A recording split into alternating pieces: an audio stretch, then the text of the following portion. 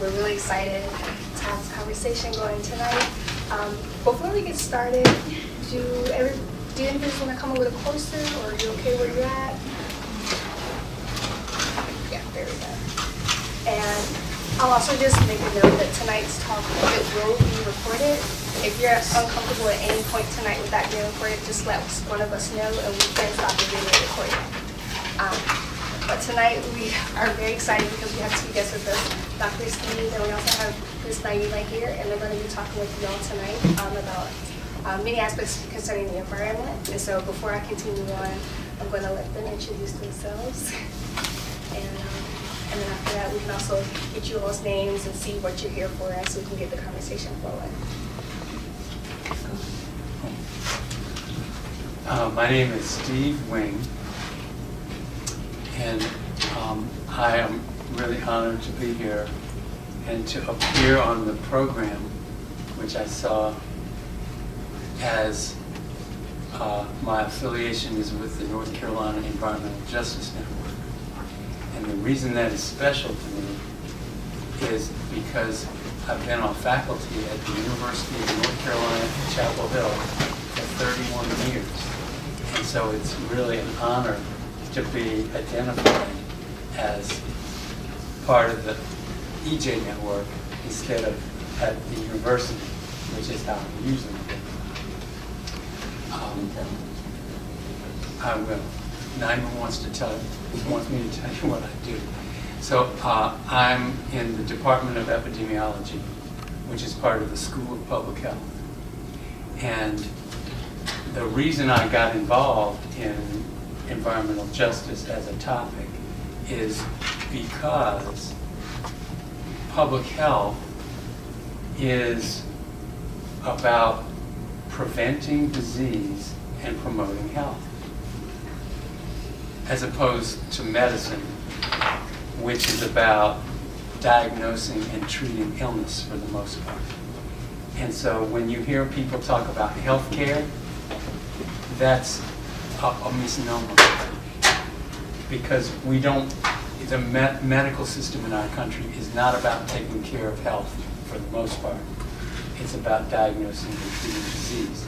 Public health is about, ideally, creating environments in which it's easy for people to remain healthy and to live life with as much health as they can and with as much dignity as they can. And that's where what our mission in public health, that's why it overlaps with environmental justice.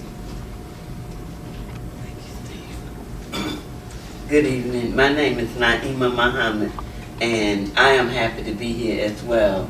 And I appreciate the invitation from Charette to be here. But I'm co-director and community organizer for the North Carolina Environmental Justice Network.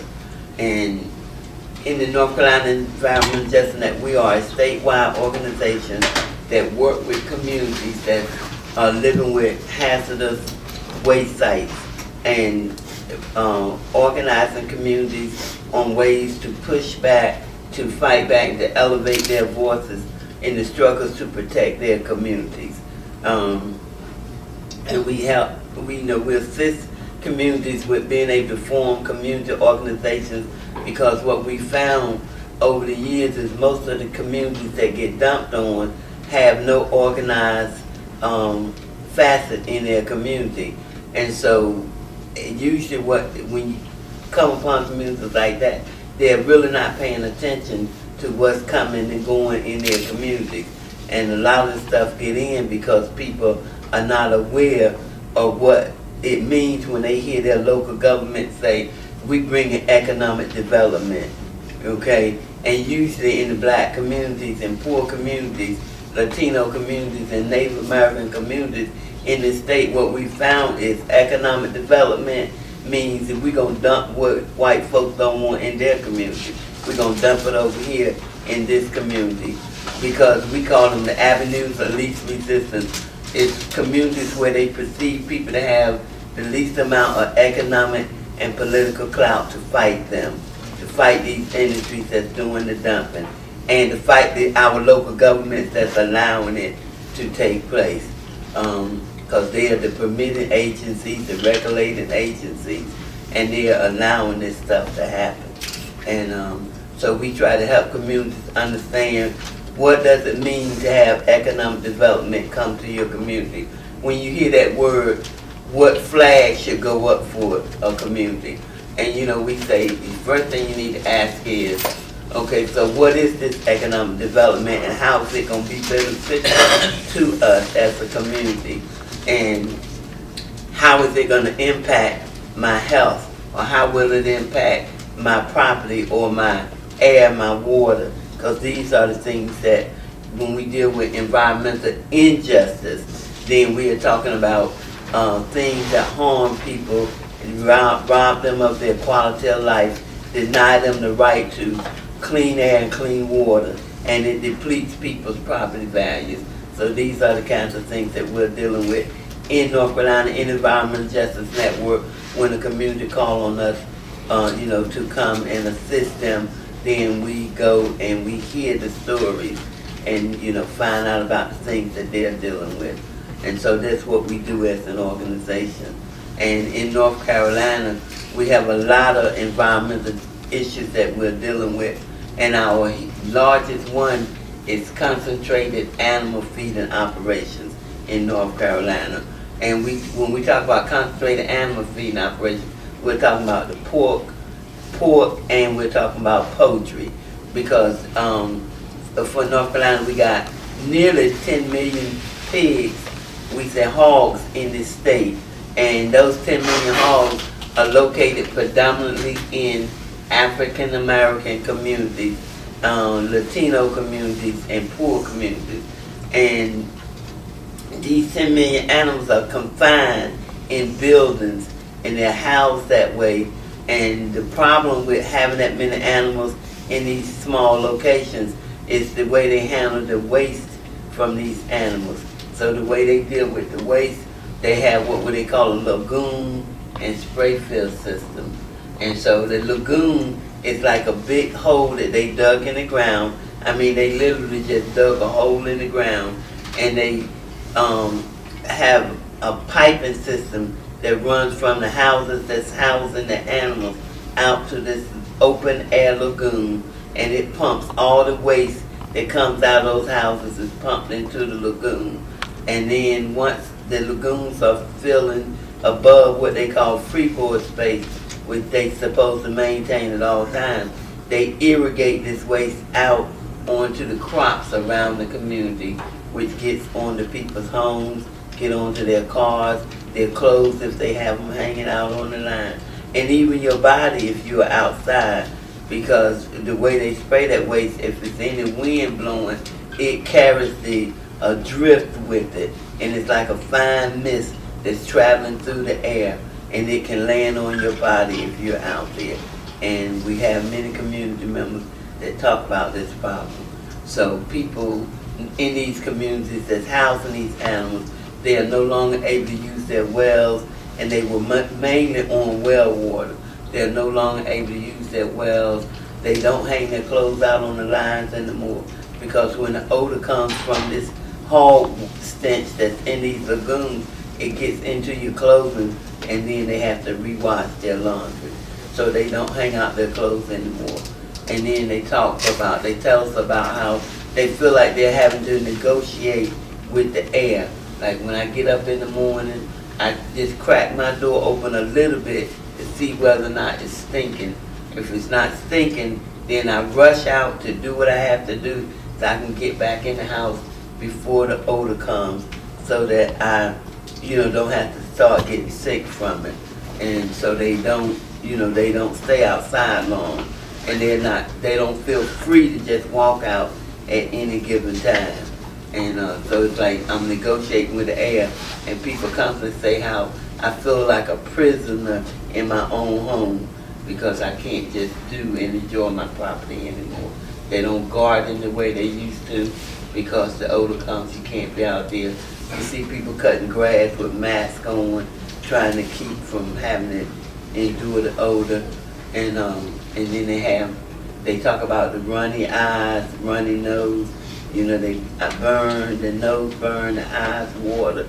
They get headaches. They have elevated blood pressures, a lot of stress going on, and that's just one of the issues. Okay, that's just with the hogs. Now these same communities are now housing all the poultry that's on the re-entry into North Carolina. The poultry industry is coming back in a massive way, and they're located in these same communities where these hogs are. So now they not only have the hog waste to deal with, they have the chicken litter that they have to worry about, and they just can store that up in piles out in the open air, and they don't have to put any kind of covering on it. So if a hard wind happens to come, then they can just pick that lid up and blow it wherever it wants to. But people are having to deal with that. And then we have landfills, and it has been well documented that the landfills in North Carolina were predominantly in African American communities, and these things make people sick as well. There are gases that come off of landfills that you can inhale, and so people are, getting sick behind that. But just not on that, it's just the sight of a landfill sitting across the street from your front porch, having to live with that. And they create rodents and all kinds of pests, buzzards, and we have pictures from community members where you can see the buzzards just lurking in the community. They are perched on the power lines, and it's like hundreds of them just sitting on the power line on church steeples and stuff like that. And then they had to shut down their community garden because the buzzard drippings was ruining their gardening, so they had to shut that down, which was used to help supplement people's food bills and stuff. And so that's harming people's economic abilities.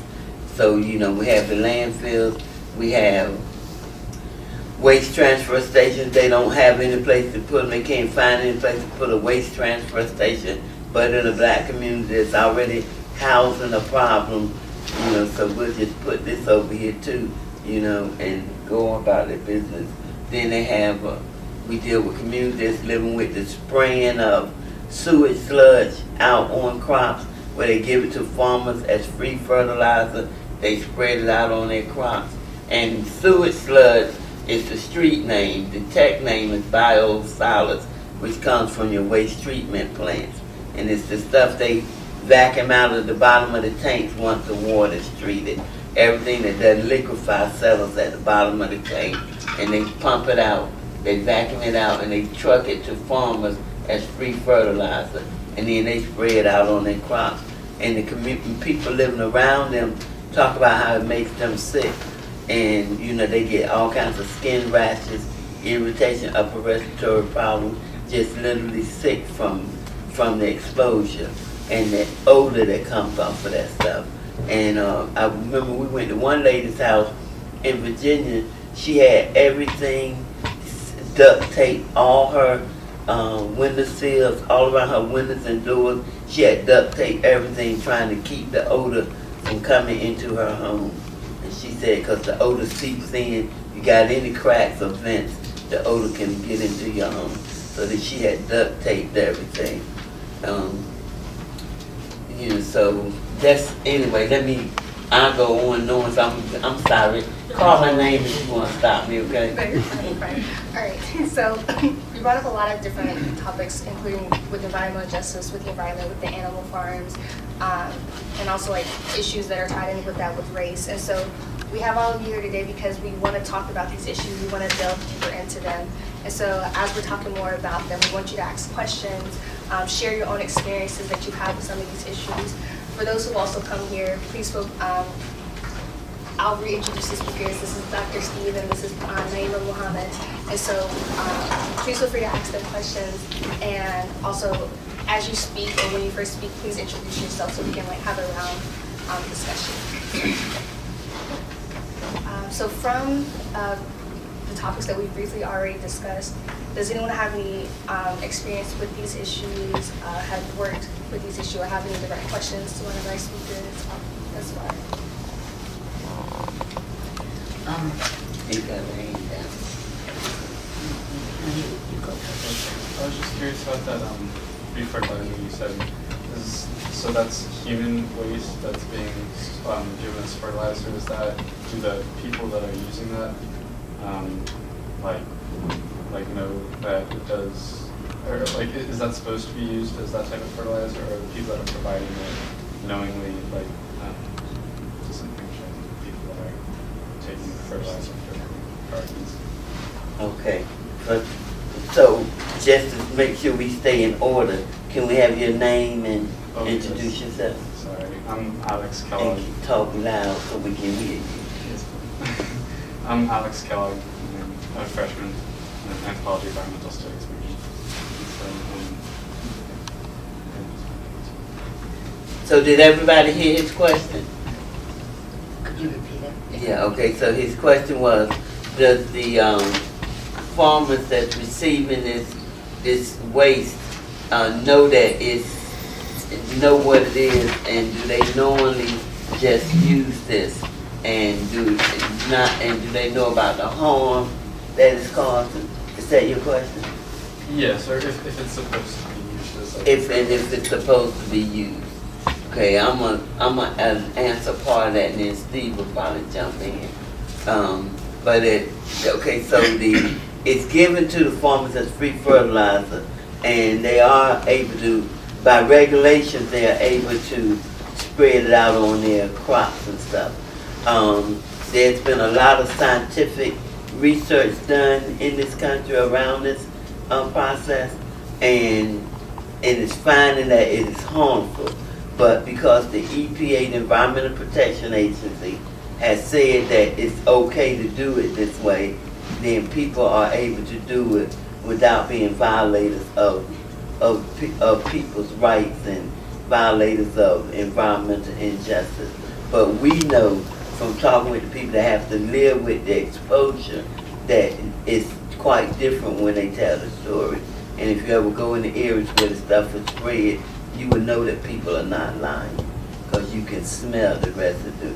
I mean, the residuals of it, even when after it's gone, you can still smell it. And Steve, could you speak a little bit on that? Yeah, I can add a few things. And I think a little bit of the history is helpful, because back thousands of years ago, when humans stopped being migratory and they settled down and developed agriculture, and there were cities that came about, one of the first problems was, what do you do with all the human waste?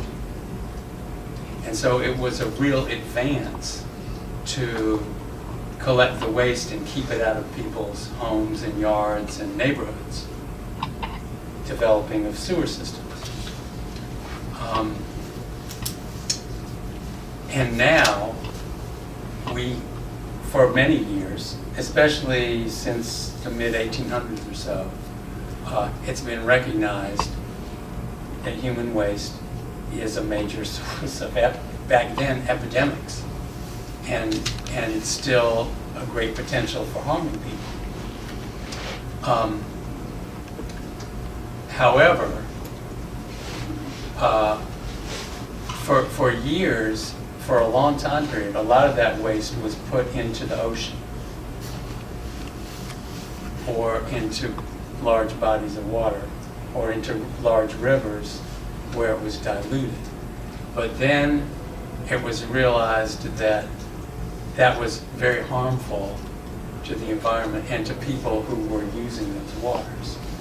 So in the 1970s, when the US EPA started in the early 1970s, they developed rules.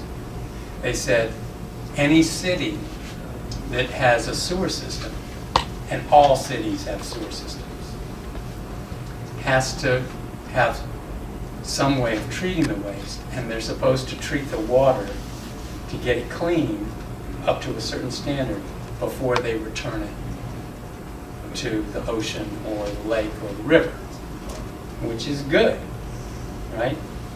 But in order to return it, what are they removing from the water? Well, it's all the pollutants. mixes all the pollutants. And very importantly, it's not just like animal waste. If it were only human waste, in my opinion, it should be used for fertilizer, because it is a way to recycle. So in any kind of sustainable system, the waste has to go back into something that's useful again. Otherwise, it's externalized. And in the case of human waste, what we're doing now is many cities issue permits to industries to put their industrial waste and mix it with human waste. Well, now we have a big problem. It's not just like the pig waste. We have hospitals. What's coming from hospitals? You know, funeral homes, chemical plants, textile plants, you know, on and on. You know, mechanic and other kinds of places with very persistent chemicals, most of which haven't been evaluated for their toxicity,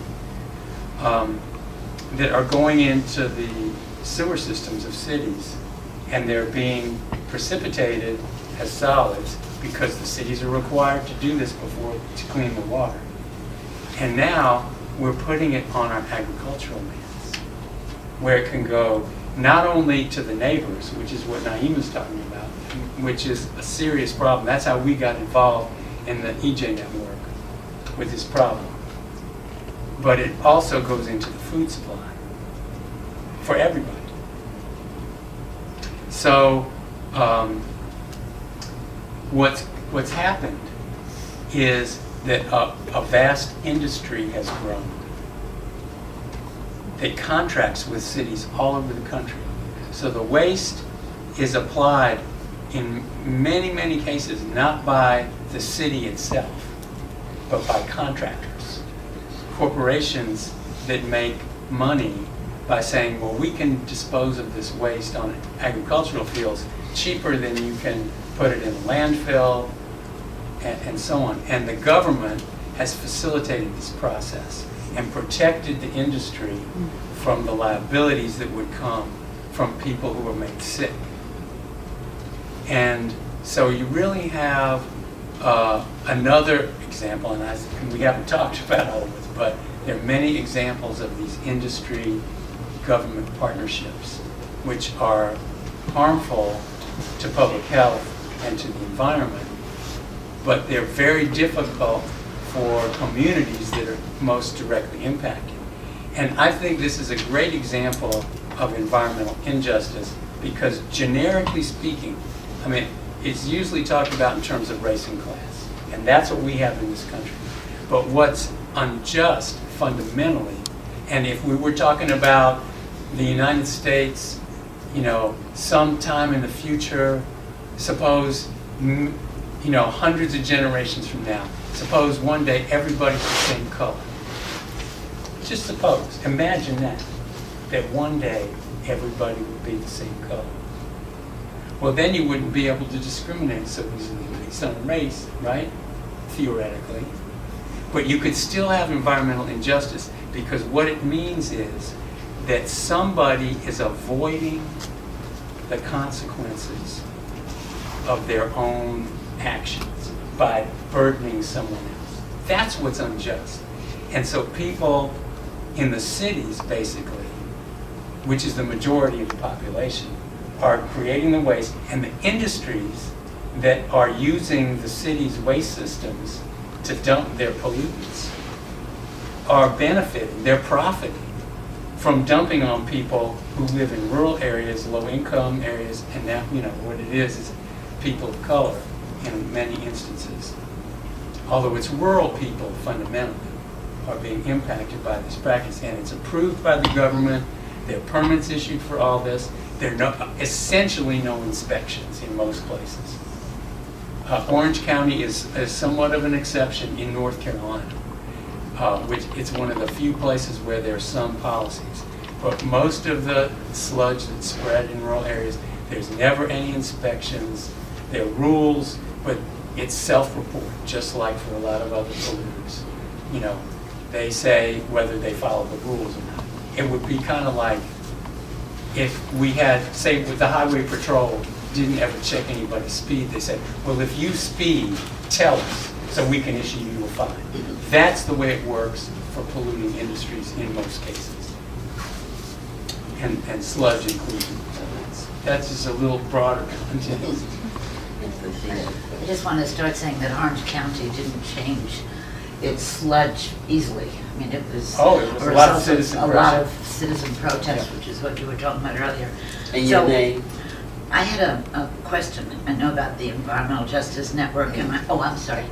I'm Miriam Thompson. I'm with a local branch of the NAACP.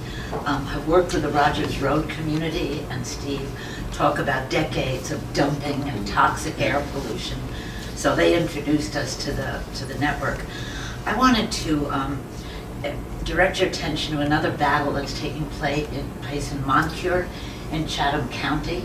So in addition to the waste that you're talking about, the hog and poultry waste and sludge, they're fighting due coal and dumping coal ash, which is another health hazard, on again poor, low income, and mostly people of color communities.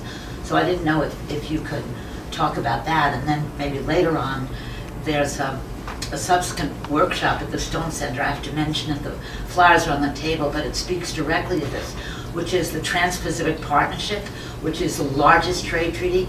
Everything you're talking about, any citizen mobilization, right, any governmental advocacy, on behalf of its citizenry, can be challenged by corporations as interfering with their future profits.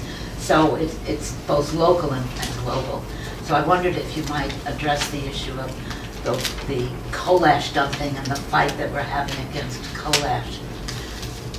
So I know that there is a coalition, a statewide coalition that has formed. I'm a part of that coalition, representing the EJ Network, that are bringing citizens together from all around the state, from various communities where they're being affected by this coal ash that was dumped in the Dam River. Maybe most of y'all remember it being in the news. And so as a result of that spill into the Dam River, there are many communities now suffering from that exposure. And the problem is the type of chemicals that you find in coal ash that creates real serious health hazards for people. And so there is a coalition in the state that's working to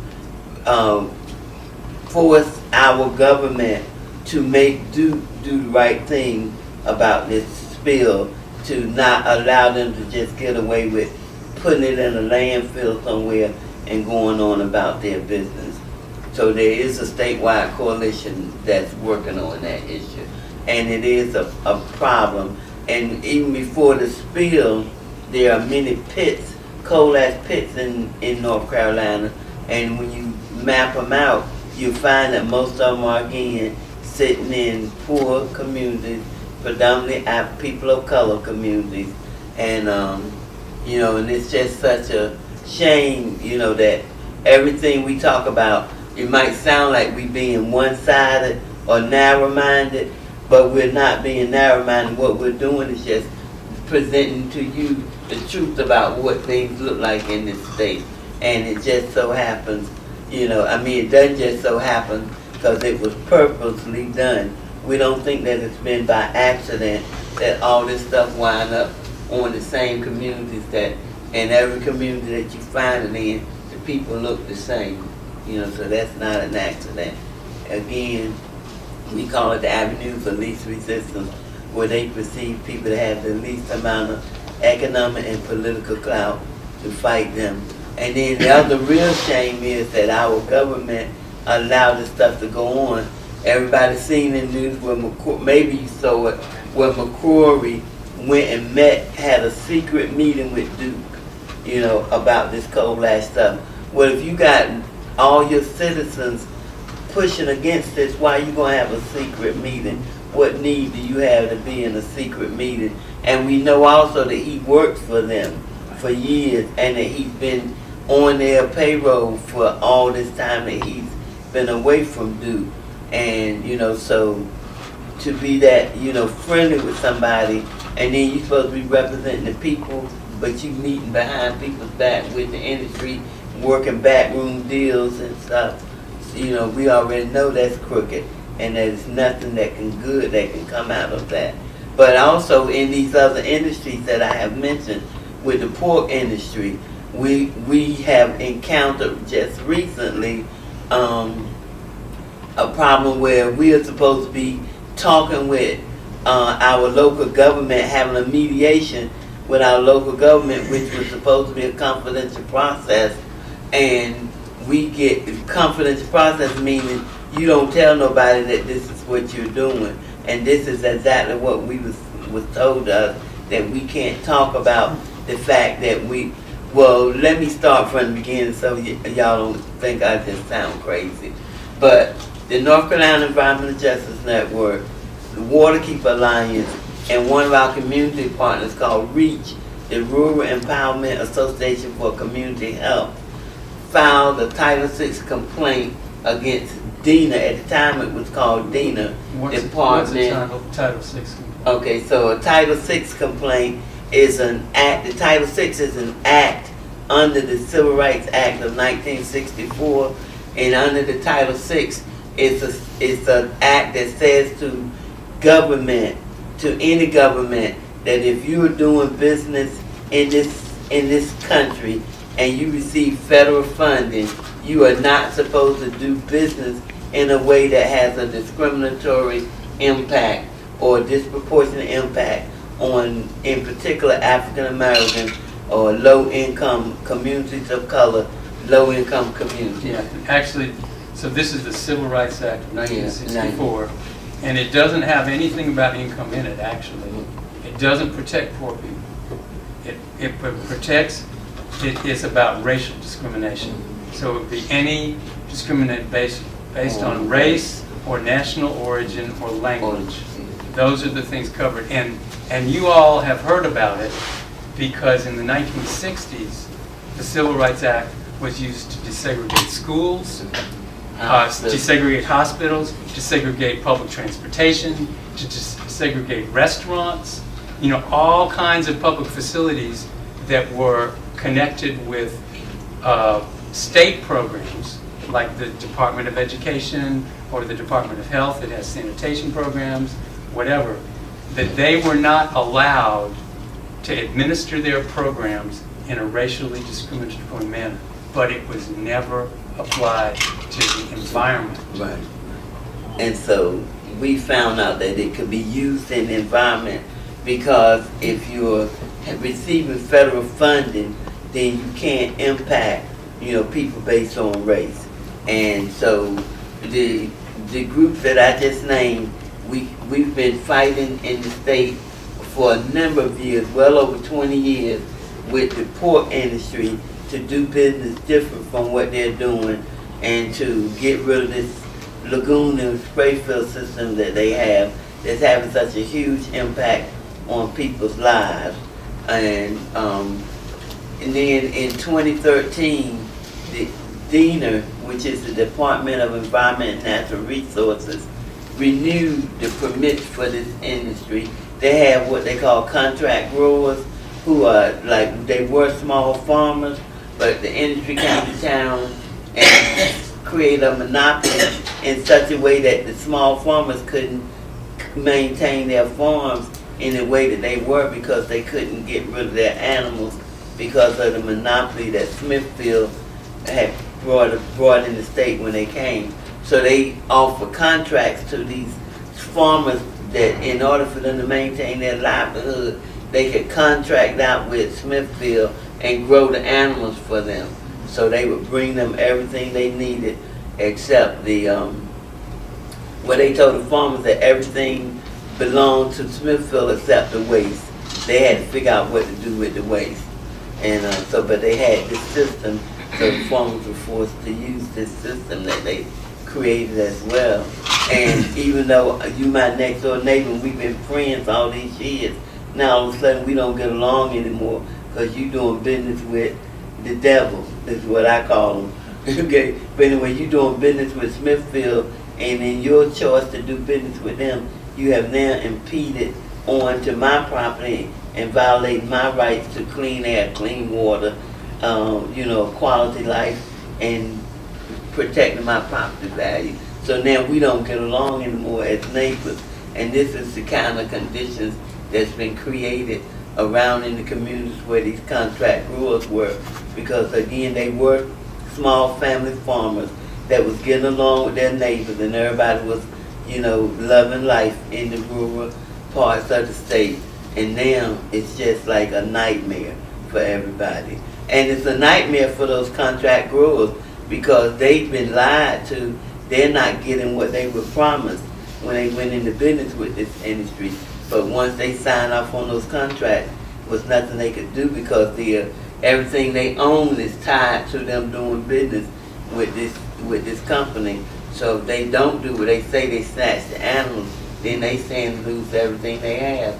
Well, we in the environmental community, we realize that the farmers are in the catch-22, but that's not what they're being told by the local government or by the industry. They're telling them that we just troublemakers, people that want environmental groups that want to stir up trouble, and so they won't, they don't really talk to us because they feel like we trying to cost them their business, and we're like, no, we're not trying to put anybody out of business.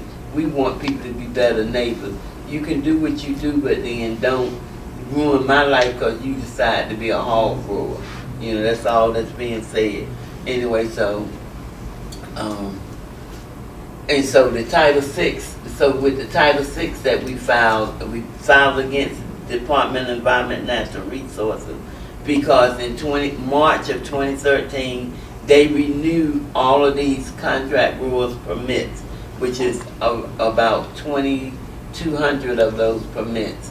They renewed those permits, and they didn't put any protective measures in place to protect people living around these businesses to, even though they had been well informed through citizens' participation, through people informing them that this is what's happening to me as a result. They've seen the research that's been done that says documenting the health impacts and telling them what people are suffering with, and all kinds of ways that they have been informed. We have an annual Environmental Justice Summit every year, and a representative from DENA has sat on our government listening panel at that summit every year and heard stories of what's happening. But yet they renewed those permits without any protective measures.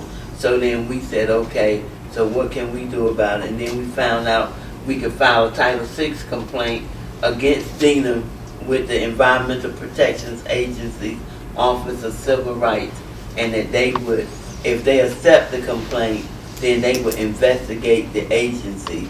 And if they find that agency to be in violation of Title VI, then they can require them to clean up in a way that would be acceptable to the complainants, or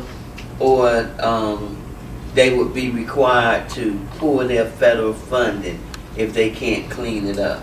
The federal government can pull any federal funding that they've given that agency, and that could have a huge impact.